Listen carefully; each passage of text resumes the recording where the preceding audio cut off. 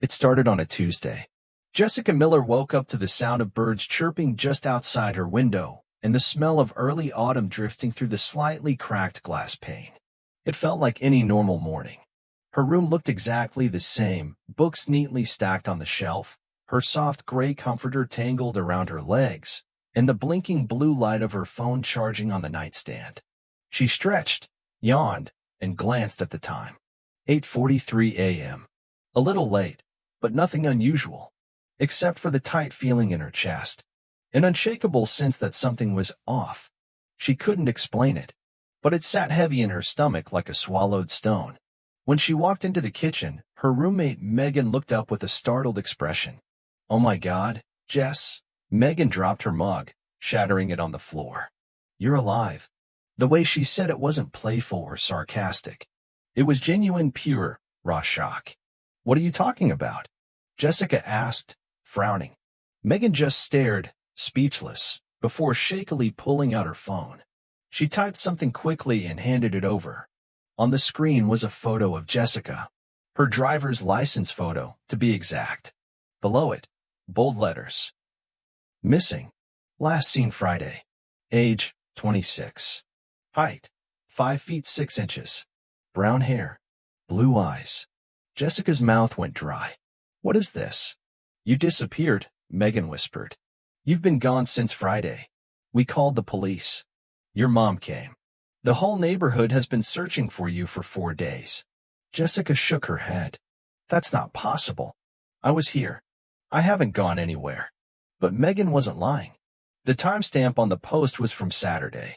The comments were flooded with people offering prayers, organizing search parties. There were screenshots from doorbell cameras showing Jessica walking down the street Friday morning in her gym clothes. After that, nothing. Jessica sat down slowly, her legs trembling. Her hand shook as she reached for her phone. Dozens of missed calls. Texts. Her mother. Her brother. Her friends. All asking where she was. If she was safe. Why she wasn't answering. But she hadn't gotten any of them until now. Her phone had been on all weekend, she thought. She even remembered watching Netflix Friday night. Or had she? Her heart pounded as her memories blurred. What had she done Friday night? Or Saturday? She remembered watching something, but couldn't recall what. She remembered eating, but not cooking. The memories were fuzzy, like they'd been written in sand and then smeared by a wave. The last thing she remembered clearly was taking a nap Friday afternoon. After that, nothing until this morning. Megan called Jessica's mom. The reaction on the other end was nearly identical. Shock, sobbing, relief, but also something darker. Jessica's mom insisted on driving over immediately. When she arrived, she clung to Jessica like someone returned from the dead. But even she noticed it. Jessica seemed different. A little quieter. A little distant. Jessica agreed to go to the police station to explain, but her return didn't bring the closure anyone expected. Her fingerprints matched. Her ID was valid. She was alive, breathing, unharmed. But no one could explain where she had been. Not even Jessica. She agreed to let doctors run a full physical and neurological evaluation. No drugs. No trauma. No signs of abuse or injury. Her brain scans were perfectly normal. And yet, her story didn't add up. That night, alone in her room, Jessica looked at herself in the mirror. She studied her own face, the small scar near her jaw, the freckle beneath her right eye. Everything was the same, but she felt wrong. Like the skin she wore was familiar, but didn't quite fit. She reached for her phone and began scrolling through photos. She found a selfie she took last week and compared it to her reflection. Identical, but the eyes in the photo looked more alive, sharper. Hers now looked dulled, as if someone had dimmed the brightness from inside. That was the first night the dreams came. They weren't nightmares exactly, but vivid, immersive, and unsettling.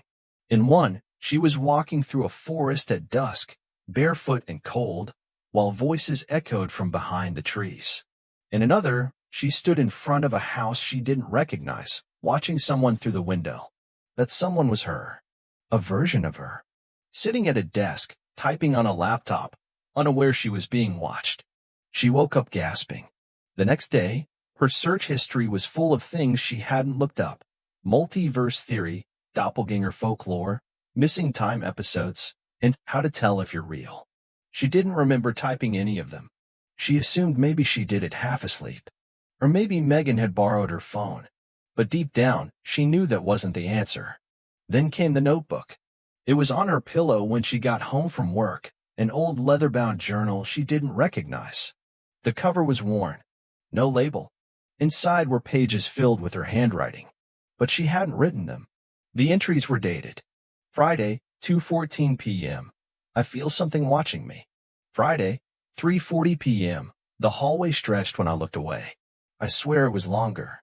Friday, 4:19 p.m. There's another me. She smiles too much. She watches me sleep. Jessica's hands trembled as she flipped through the pages. The entries continued into Saturday, Sunday, Monday, describing things she didn't remember doing, conversations she never had, encounters that made no sense. In one entry, the writer mentioned standing in the living room while Megan walked past her without seeing her. Sunday, 9:11 a.m. She didn't see me. I was right there. I think I'm fading. Jessica dropped the notebook. She tried to show Megan, but when she returned to her room, it was gone. Vanished. That night, she set up her phone to record her while she slept. The next morning, she watched the footage. At first, it was normal. She turned over a few times, mumbled in her sleep. Then, around 2:37 a.m., the frame glitched.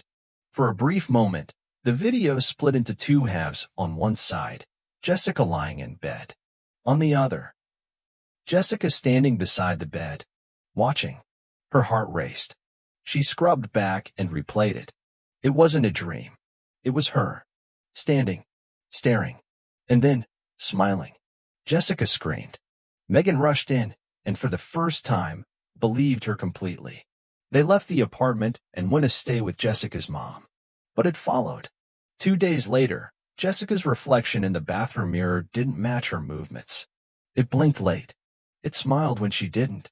It mouthed words she didn't speak. She covered every mirror in the house. Then, the flyers returned. One morning, they appeared stapled to telephone poles all around the neighborhood. New missing posters. Same photo. Same description. Except the date had changed. Missing since Tuesday. Tuesday was the day she woke up. Jessica ran. She checked into a motel under a fake name. But even there, she wasn't safe. One night, as she flipped through the channels to calm her nerves, the TV glitched. Every channel froze on a still image, her face. Not a photo. A live feed. She screamed and unplugged the TV. And then came the knock. Soft. Deliberate. She crept to the door and peeked through the peephole. No one was there. But slid beneath the door was another flyer. Same photo. Same message. Except this time, across the bottom in blood-red marker, someone had scrawled. She never left.